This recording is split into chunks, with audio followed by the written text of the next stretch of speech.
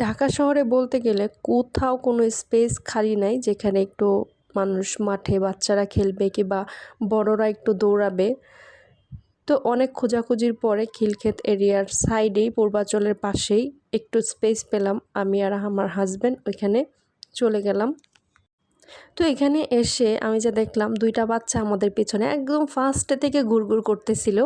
তো ওরাও খেলতে চাচ্ছিল আসলে, কিন্তু ওদের হাতে কোনো র্যাকেট ছিল না, প্লাস ওরা খেলতেও পারে না। তো দেখতেই পারবেন আপনারা। তো আমরা অনেকক্ষণ খেলার পরে আমি ওদেরকে দিলাম যে তোমরা একটু খেলো দেখি। তো ওরা আসলে মোটেও খেলতে পারে না একদমই। তো আমাকে এই লাল পাঞ্জাবিওয়ালা ছেলেটা যে, ও আমাকে বলতেছিল যে আপু আমি একদমই পারি না, আমাকে দিয়ে হবে না। তার মানে ট্রাই করো, একটু ট্রাই করো, হবে। আমাকে বলতেছে আমি কখনো র্যাকেট হাতেই নেই, আমি কিভাবে খেলবো। ব্ল্যাক কালার যেই কোট পরা এ কিন্তু একটু ভালো পারে, তাও কিন্তু যে রেড কালার পাঞ্জাবি সে কিন্তু একদমই কিছুই পারে না। যাই হোক, আমি একটু ওদের সাথে খেলাধুলা করে দেন লাল পাঞ্জাবিওয়ালা যে ওকেও শিখাই দিছি যে এটা এইভাবে ধরে এভাবে করবা।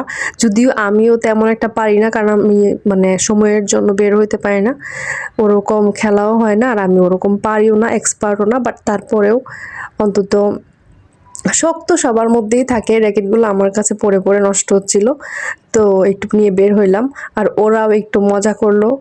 টাইমটা খুব ভালোই কাটলো। আমার মনে হয় ওদেরও অনেক সময়টা ভালো কাটছে। আমাদের পিছনে পিছনে একদম অনেকক্ষণ টাইম নিয়ে ওরা দেখতেছিল।